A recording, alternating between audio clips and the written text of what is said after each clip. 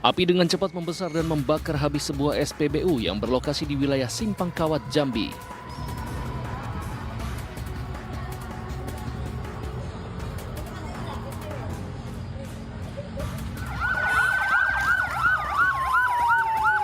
Api juga membakar sebuah minibus yang berada di dekat mesin pompa pengisian BBM untuk sepeda motor.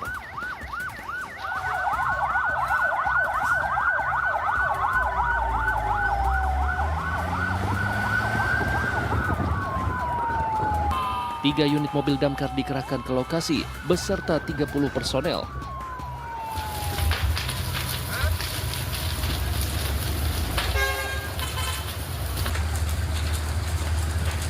Berjibaku selama hampir 1 jam, petugas berhasil memadamkan api. Api pun tak sampai menyambar ke mesin pompa yang lain. Menurunkan 7 armada serta 30 personel dan menggunakan cairan liquid bomb untuk membelah bahan berbahaya yang terbakar. Apabila api dapat dipadamkan kurang lebih 55% yang berkurang. Kejadian ini diketahui terjadi saat SPBU sudah tak beroperasi.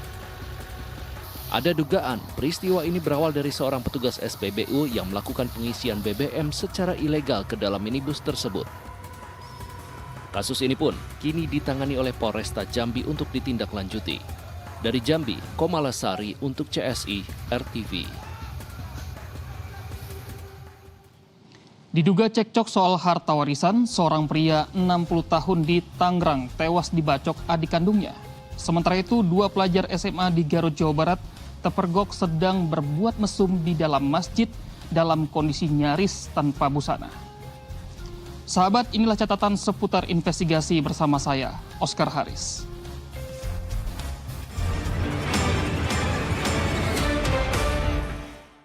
Hei, nuju naraon iya? Ya ta masjid. Astagfirullahaladzim.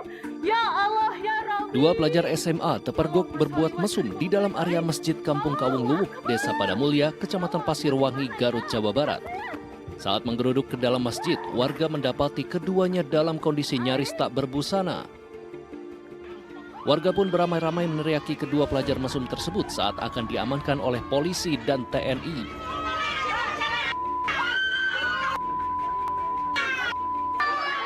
Kedua pelajar ini diketahui merupakan warga luar Bayongbong. Melihat situasi masjid yang sepi, keduanya pun tergoda untuk berbuat mesum. Kedua oknum tersebut bukan warga kami, bukan warga Desa Padamulya dan juga bukan warga Kecamatan Pasirwangi. Untuk itu sekali lagi saya menghimbau kepada warga masyarakat jangan terpancing dengan kejadian tersebut. Kini kedua pelajar tersebut masih menjalani proses hukum dengan pendampingan di Unit Perlindungan Perempuan dan Anak Satreskrim Polres Garut. Dari Garut, Jawa Barat, Indra Sanjaya untuk CSI RTV. Nekat membawa narkotika jenis sabu, 4 penumpang pesawat asal Jakarta diringkus polisi di Bandara Kuala Namu, Sumatera Utara. Sabu seberat 5 kg disimpan di bagian perut para tersangka. Pakai ludah bisa tuh. Iya. Dua kaper dulu pakai ludah dulu. Iya. Positif semuanya. Positif ya. Satu persatu puluhan plastik berisi narkoba jenis sabu ini diamankan Satres Narkoba Polda Sumatera Utara di Bandara Kuala Namu. Narkoba ini dibawa oleh 4 calon penumpang pesawat asal Jakarta, masing-masing berinisial LN, RZ, RA, dan IS. Keempat tersangka menyimpan barang haram ini dengan cara dilakban di bagian perut. Pengungkapan kasus bermula saat keempatnya akan terbang menuju Kendari. Penangkapan dilakukan saat pemeriksaan di pintu X-ray, petugas mencurigai gerak-gerik tersangka RZ dan menemukan 12 bungkus sabu yang disembunyikan di tubuhnya. Sementara ketiga orang rekannya diamankan petugas di areal gate setelah lolos dari pintu pemeriksaan. Dari keempatnya, petugas menemukan 5 bungkus sabu dengan berat mencapai 5 kg. Barang bukti yang ada sebanyak 5 kg dengan modus body wrapping. 5 kg sabu tersebut dipecah menjadi 4 bagian, di body wrapping menggunakan lakban di badan setiap masing-masing tersangka. Berapa jumlahnya? Bervariasi dengan masing-masing menjadi 50 bungkus. Guna pemeriksaan lebih lanjut, keempat tersangka beserta barang bukti kemudian dibawa ke Mapolda Sumatera Utara. Sementara hingga kini polisi masih memburu sejumlah pelaku lain yang terlibat dalam jaringan peredaran narkoba tersebut. Dari Medan, Sumatera Utara, Wahyu Maulana untuk CSI RTV. Seorang mantan karyawan catering terekam CCTV saat menguras habis seluruh bahan jualan catering hingga uang tunai milik bosnya. Sahabat, berikut deretan berita kriminal viral yang kami sajikan dalam Miss Binal. Jangan miss berita kriminal.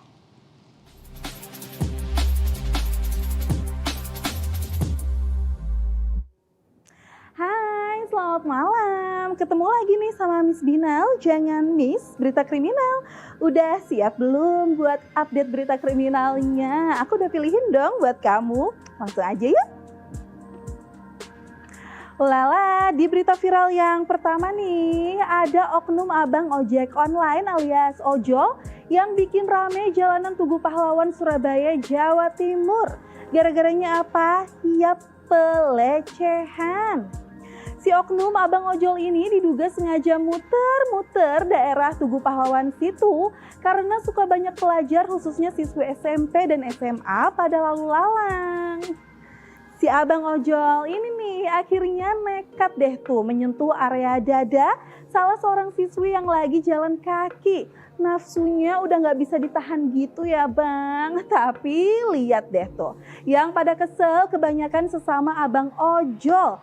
Mereka marah-marah ke si pelaku karena katanya sampean bikin buruk citra ojek online, paham nggak?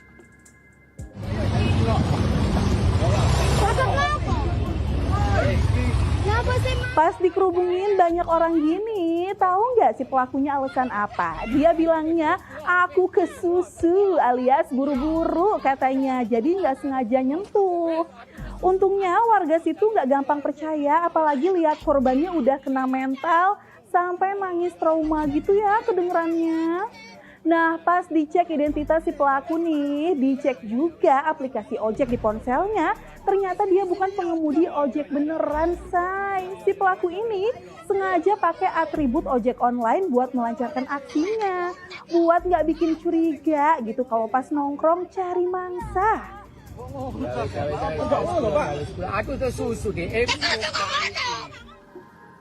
Harusnya mah langsung aja bawa ke kantor polisi. Emang bisa kena pidana? Bisa lah, kan bisa langsung dicari tuh bukti rekaman CCTV. Masa nggak ada sih daerah situ? Hukumannya aja bisa sampai 5 tahun penjara loh. Wah nih, kalau misalkan ketemu pelaku pelecehan kayak gini, jangan main dilepasin gitu aja ya, say. Ngeri kan kalau misalkan cari mangsa di lokasi lain. Kita lanjut yuk. Udah biasa ya kasus terhianati dan tersakiti oleh orang dekat atau orang yang kita kenal, cie. Tapi ini bukan soal cinta ya, say. Ini cerita dari seorang pemilik catering di Grogol, Jakarta Barat yang terkejut-kejut karena ternyata pelaku pencurian di kantor sekaligus dapur cateringnya itu adalah mantan karyawannya sendiri. Nih ya, tanpa ragu-ragu si pelaku ini masuk ke dalam dapur catering sekitar jam 8 pagi. Saat itu si pemilik catering lagi nganter anaknya ke sekolah tuh. Sementara dari keterangan karyawan yang lain nih, katanya pelaku ini udah terlihat sibuk sendiri, gerasak-gerusuk lagi tuh dari subuh. Bahkan hampir tiap hari nanyain, si Koko kapan pergi ya? Pelaku udah nggak pakai mikir lagi tuh mau ngincer barang yang mana aja. Semua barang yang ada di rak persediaan catering diembat abis, dimasukin ke plastik sampah besar. Pelaku ngambil 9 kaleng butter yang harganya mahal ya, say. Terus ngambil 2 ember margarin ukuran 17 kg. Terus ngambil juga 8 bola keju edam, 1 unit laptop, 1 ponsel operasional dan uang tunai 3,4 juta rupiah. Wih, mantep nggak tuh? Pas mau kabur, ternyata plastik sampahnya jebol, say. Semua barang yang diambil pun berserakan di jalan. Tapi emang dasar pelaku bisa baik ya ngelesnya pas kepergok karyawan lain. Bilangnya saya mau ke dapur yang satunya, mau bikin kue di sana.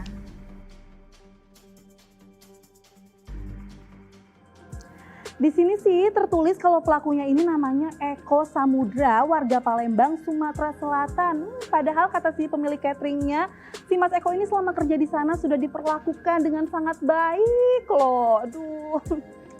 Mas Eko, percayalah ya, semua yang kamu ambil itu gak akan pernah bikin kamu kaya raya. Malah nih OTW masuk penjara tuh kayaknya. Ayo, lagi panik ya. Satu lagi boleh ya. Nah, ini dia selebgram Denpasar Bali bernama Gita Karina mengunggah video saat mobil yang ia tumpangi bersama teman lelakinya tiba-tiba didatangi sama 3 preman berseragam. Gita dan temennya bingung dong, mereka kok berani banget ya buka pintu mobil dan langsung memaksa mau bawa mobilnya ke perusahaan finance mereka. Di seragamnya tuh kelihatan jelas ya nama perusahaan yang mengutus 3 preman berkedok debt collector ini. Seperti biasa kalau udah begini modusnya sih para pelaku bakal nunjukin surat perintah dan nuduh si pemilik mobil kalau kamu nunggak cicilan nih. Ini mobilnya nunggak tahu. Namanya dulu kayak gini nih. Saya nggak ada apa-apa, Pak, sumpah. Kita cuma ngecek aja. Iya, nggak ada, Pak. Bukan masalah. Saat kejadian, kedua korban ini lagi parkir di depan showroom mobil milik teman mereka. Tahu-tahu 3 preman ini datang. Ketiganya keke kalau pemilik mobil, si cowok itu tuh udah nunggak cicilan. Tapi si cowok langsung deh nunjukin bukti kalau mobil itu atas nama dia yang dibeli secara tunai, no kredit-kredit ya. Platnya aja beda, Pak. Iya, Pak, ini udah dikasih ganti plat. Iya, saya beli baru nggak pakai. Aneh banget nih. Tiba-tiba Tapi mereka masih maksa mau ngecek mesin mobil katanya buat mastiin. Oh, tentu pemiliknya nggak mau dong. Dan memilih buat meninggalkan ketiga preman itu yang kayaknya udah kehabisan akal nih. Mau bohongin korban apa lagi ya? Nugraha, udah. Nggak ada masalah, udah beda banget itu. nggak jelas, preman nggak jelas. Duh, modus kayak gini banyak banget ya di mana-mana, meresahkan gitu. Kayaknya ini mah modus cap cip cup kembang kuncup gitu ya. Jadi kalau misalkan si pelakunya ini kebenaran nemu korban yang emang nunggak cicilan, terus mentalnya kena, panik, ketakutan, ya udah deh tuh ya, berhasil bawa kabur mobilnya. Nah, pesimis Binal, selalu waspada ya dimanapun kamu berada. Jangan sampai kamu jadi korban kejahatan atau malah kamu nih yang jadi pelaku kejahatan selanjutnya. Itu dia Miss Binal, jangan miss berita kriminal.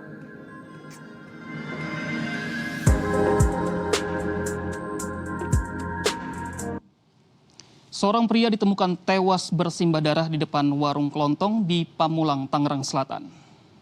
Sorotan tajam mengarah ke adik kandung korban yang dikabarkan mempunyai permasalahan pelik dengan korban. Dibacok nih.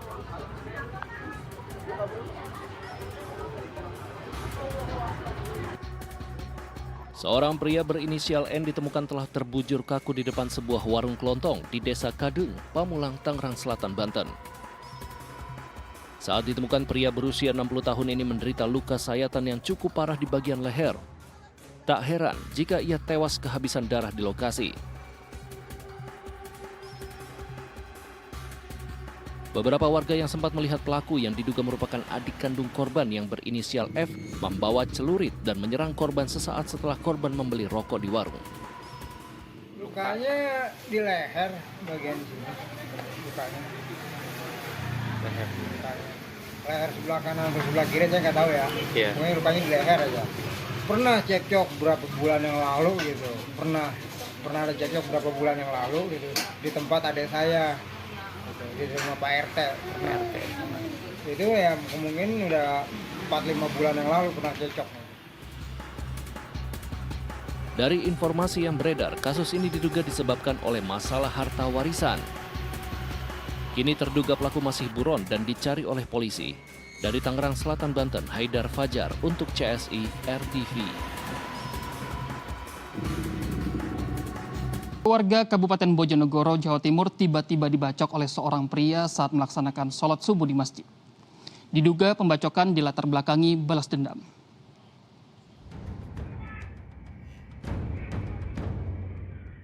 Para jemaah sholat subuh di Musola Al-Manar, Desa Kedung Adem, Kabupaten Bojonegoro, Jawa Timur, seketika dibuat panik dengan kedatangan kakek Sujito.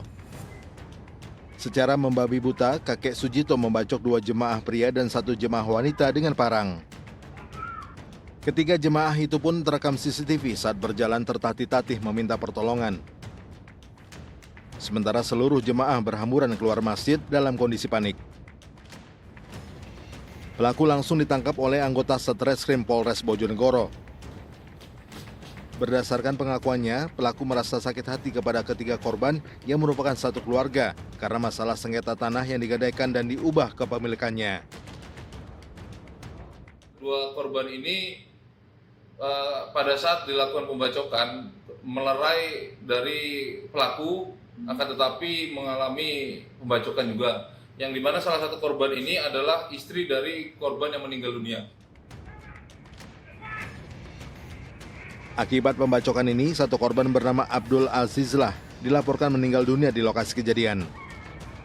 Sementara 2 korban lain yang membantu tersebut masih kritis di rumah sakit. Dari Bojonegoro, Jawa Timur, Solihul Hadi untuk CSI RTV.